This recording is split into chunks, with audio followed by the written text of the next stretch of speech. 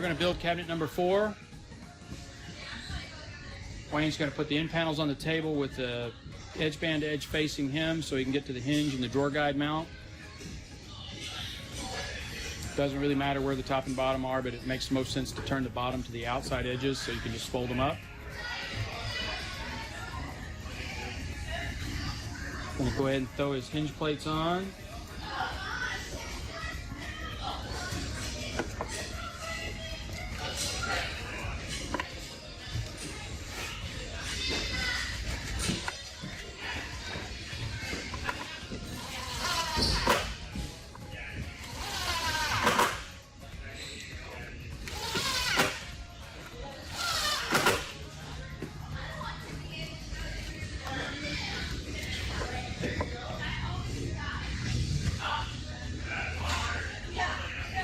So this cabinet's a little shallower than normal, so we're using 18-inch drawer guide instead of the 21-inch. We've got some cabinets on this job with 24s. Some that'll go on the partition. So you put your drawer guide on with the hooks away from you.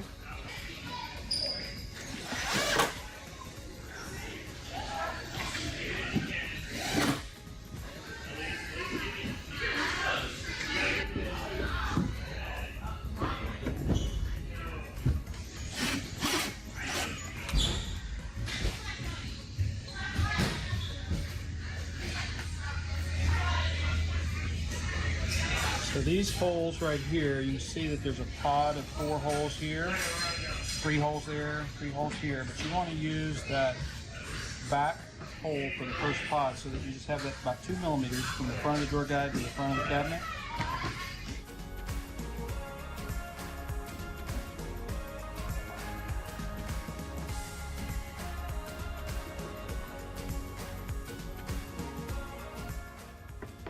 All right, Wayne is going to take and align this panel, we call that a partition, on the actual end panel to get his orientation right, to make sure his drawer guide is facing the right direction, make sure that his the holes are on the right side, that he's got it oriented top to bottom. The holes are through board, so you could put it in upside down potentially, but you should have 2 lamellos up and 1 lamello down, and the drawer guide holes should be closer to the front than the back.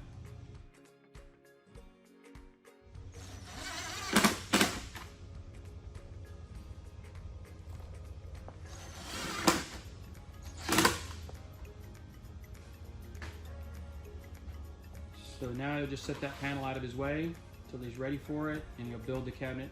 And this cabinet can get pretty big. Blind cabinets can get up to 1,500 millimeters, even up to 5 feet.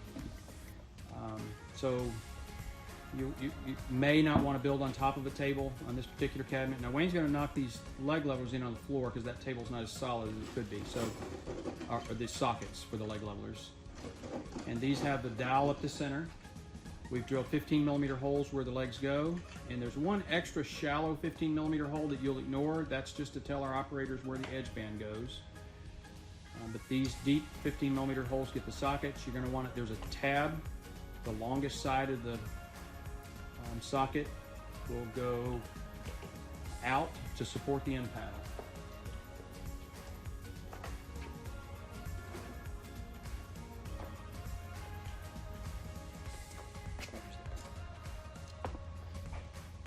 So this is the socket, and you can see that it's got a tab, and that tab should support the end panel. And then that's the 15 millimeter dowel. And this is where we're going to use a dead blow mallet rather than a rubber mallet or a hammer.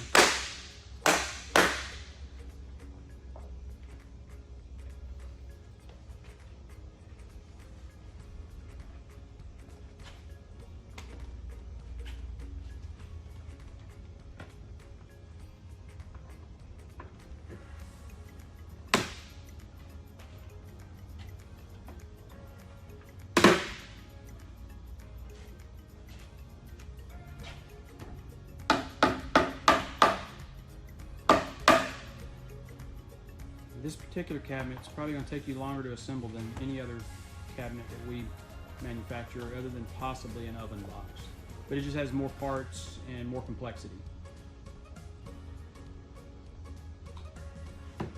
he's going to take his rails. The label will tell him which one is which. We've marked, Wayne, kind of turn around and show that D. Just for our own purposes, you can see a little D, kind of point to it down there below the Lamello, where we're saying we've got the drawer. So we've identified the space where the drawer goes. So that Lamello looks to be kind of centered, but one side is the side the drawer's on, and one side is not. And so obviously that D has to be close to that drawer guide. That's the drawer side. So he'll snap those in with the D closest to the drawer guide. And each one label tells you whether it's the top rail, top front, top back, or mid rail. So the first one we put in is the mid rail. This one is the top front. Some of these rails you'll find are edge banded on two sides possibly. That's just when the operator's not certain which edge needs to be banded, so he'll band both just to be safe. And we may even just make that a policy that we always do that. And if your blind cabinet is small enough, that drawer small enough, you may need to put your partition, what he's going to do next, in before you put the mid rail in. But I think there's enough flexibility for most sizes to put this part in after the fact. So obviously your orientation is your drawer guide has to face the other drawer guide. That makes that part pretty easy. And the two Lamellos go up and the one Lamello goes down.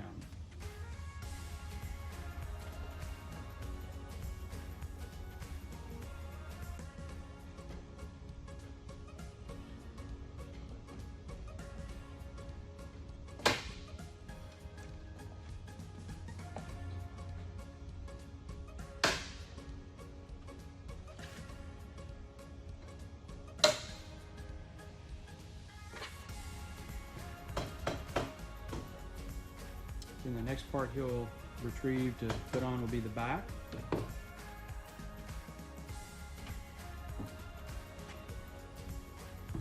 just to reiterate our rule, so for almost every part, your label goes to the interior of the cabinet except for the back. And then if you've used leg levelers, the label goes to the bottom or to the exterior of the cabinet. If you haven't used leg levelers to the bottom, then you would put the label to the inside of the interior of the cabinet. So this cabinet being as large as it is, it's a little bit easier to go ahead and screw these pieces off. On all the other cabinets, we kind of do these back screws last. But on this blind cabinet, it's so big, it just makes sense to go ahead and just set it in your slot and square it up basically. So as long as that back shoulder is resting on that side panel and you flush your bottom, start at the bottom and flush your bottom and run these screws, then you're forcing your cabinet to be square.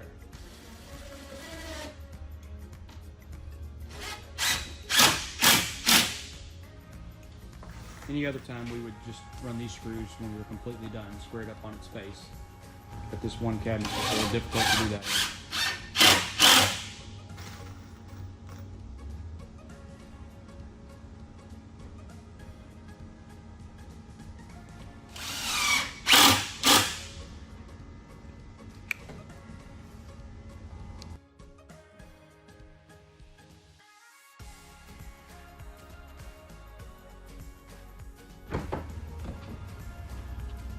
We have not used the Lamello preloads yet, haven't demonstrated those yet, but we're going to do that on this cabinet. It's ideal because you can get up here and get you a really good view of these things.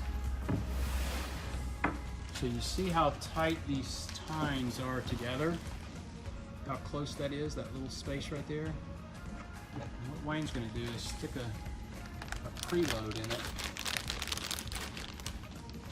And that opens it up and makes, when you're trying to line, so here we've got 3, 4, 5, 6 Lamellos we're trying to line at once, and this just makes that process a lot easier. You don't do it on the first side of the part, but you do it on the second side on cabinets like oven boxes or something like this blind cabinet. Some people do it on all the base cabinets and skip it on the wall cabinet, and some people do it on every cabinet. When they go to put the top panel on, the second side, they use preloads on every one. It does make it quicker and easier. So it's just holding that tine open so that when we set that panel on, it just easily drop down into it.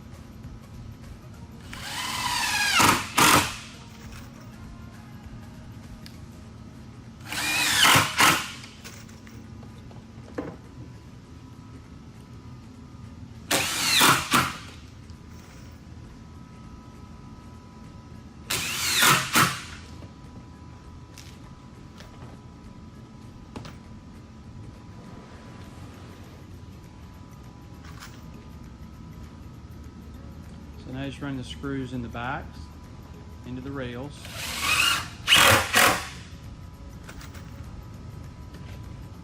That keeps that back from deflecting when you try to screw through the back into the wall or the studs in the home to install it.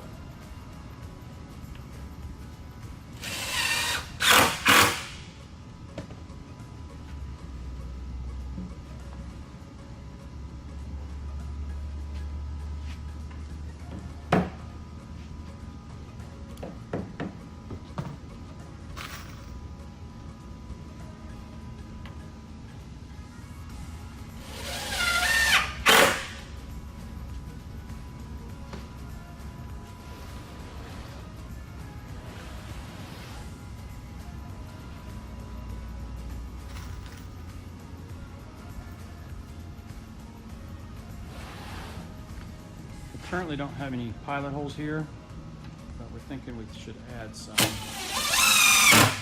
location where you can tie that partition to that top rail.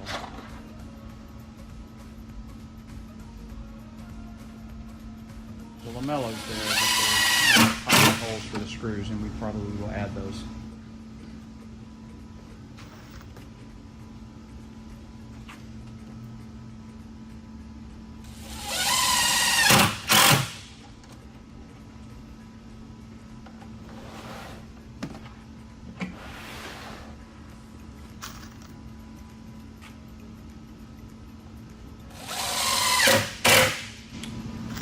Currently have some pilot holes through the back to tie the back, but again we don't have them in the rails currently. We'll probably add those.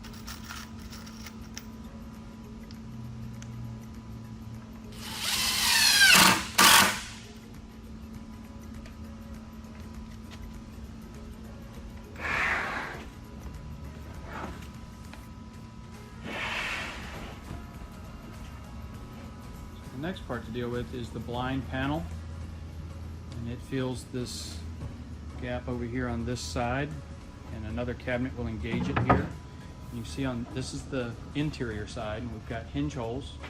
These are special hinges. The blind hinge is a unique hinge, different than any other used on a cabinet job, and it also uses a special hinge plate.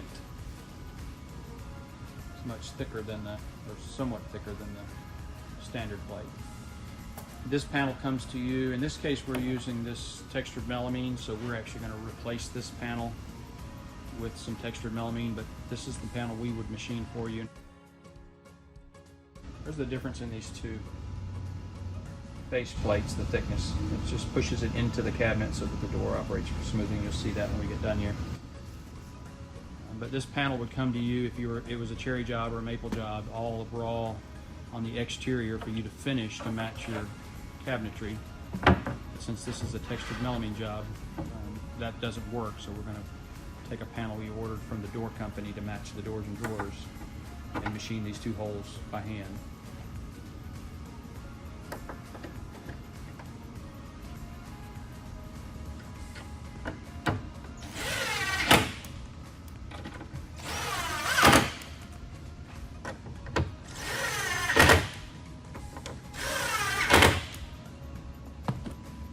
And then this panel has pilot holes in it.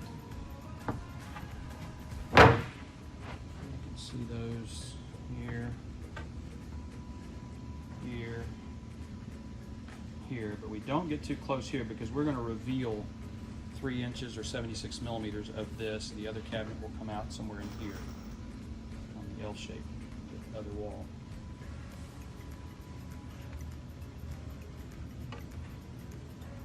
And so here all you have to do is just flush this panel at the here, bottom and edge, and then just screw it on. You do the same thing at the top, and then you run your 3 screws on each one. And that supports the top rail, so that assembly will not sag. You load that drawer, you're not going to get a sag in the center because this panel is supporting that center portion.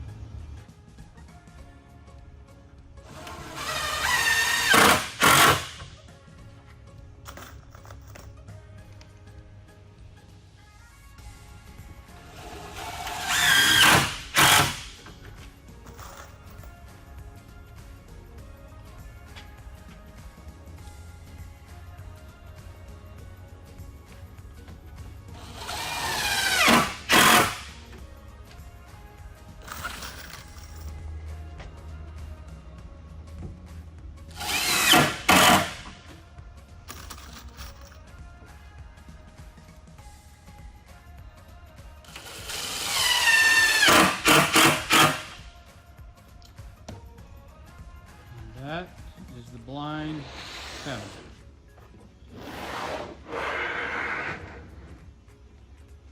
So you can see the shelf holes inside there.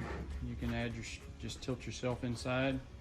You see the shelf holes. It could also get a Lazy Susan, which is pretty frequent for this cabinet, using a Half Moon Susan or some of the magic corners. And the other cabinets would come off of this blind panel on the opposing wall.